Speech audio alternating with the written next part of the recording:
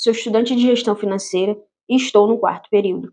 Irei apresentar o projeto do tema entregador 4, Gerenciamento e Planejamento de Finanças. Separei o projeto em 3 etapas.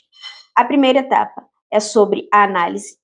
A segunda etapa é sobre indicadores, aplicações e limitações. E a terceira etapa é um resumo geral do que foi passado para o proprietário de um delivery de um restaurante. A análise, ela se dá 3 repartições. Tem a análise de crédito, a análise de cobrança e negociação.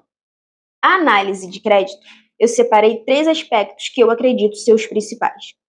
O passivo oneroso sobre o total, que é ali a dependência da empresa sobre instituições financeiras, como por exemplo, um banco.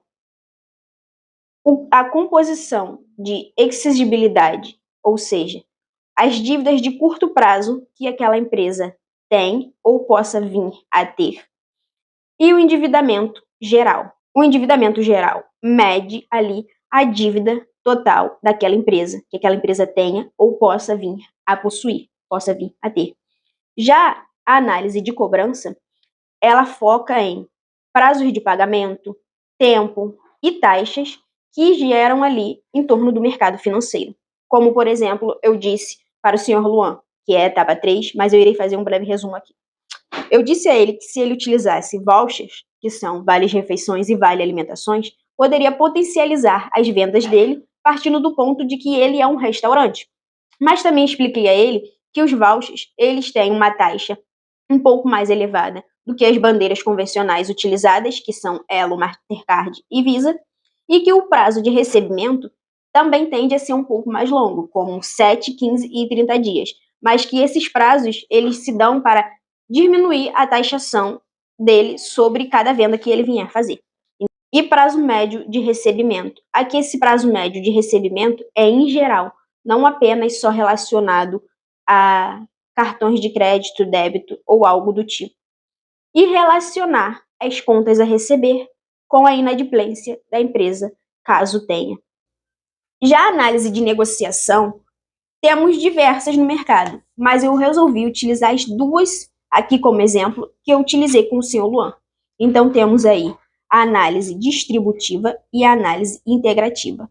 A análise integrativa tende a haver ali um benefício, um lucro comum para ambas as partes. É quando os 2 lados querem lucrar e aí chegam a um meio termo ali, para que os 2 lados sejam beneficiados. Agora eu irei partir para indicadores, aplicações e limitações de uma empresa. Nos indicadores eu separei liquidez, rentabilidade e endividamento empresarial. A liquidez ali é a capacidade da empresa, que a empresa tem de fazer o teu produto e o teu serviço virar dinheiro em um menor tempo possível. Já a rentabilidade é ver se a empresa ela está lucrando com aquele produto ou com aquele serviço.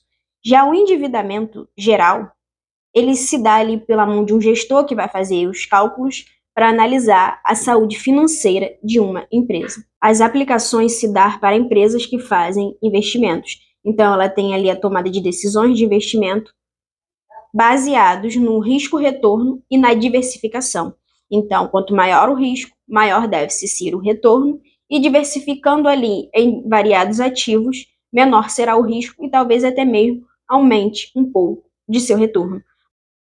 Na parte de limitações, eu resumi da seguinte forma: uma empresa que ela não tenha um relatório mínimo possível, como por exemplo, noção de balanço patrimonial, o DREDS, ali um gestor para fazer o gerenciamento e os cálculos financeiros precisos, um contador para estar ali sempre fazendo as declarações necessárias de uma empresa, então ela corre certos riscos a vir à falência. Logicamente que o exemplo que eu vou trazer agora da empresa do senhor Luan, ele é microempreendedor individual, então ele ainda está ali no nível 1 e assim busca ir crescendo consecutivamente. Mas alguma das reclamações do senhor Luan foi a seguinte, que ele não tem ali a agilidade precisa e muitas das vezes ele interrompe ali o processo de produção do seu restaurante, do seu delivery, por conta de não ter maquinários mais eficientes. Então, eu dei as seguintes sugestões a ele: que ele modificasse o fogão convencional por um fogão industrial que tem maior capacidade de produção e cozimento dos alimentos dele.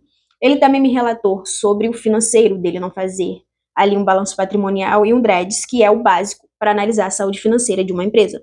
Então, ele me disse que ele anota as entradas e as saídas que ocorrem e ele sabe o que ocorre ali no fluxo de caixa, tudo certinho. Ele só não faz o balanço patrimonial, pois não sabe como, e nem o DREDS. E eu me disponibilizei ali a ajudá-lo durante o período de um mês com isso. E é isso. Esse foi o resumo do projeto do Tema Integrador 4, Gerenciamento e Planejamento de Finanças.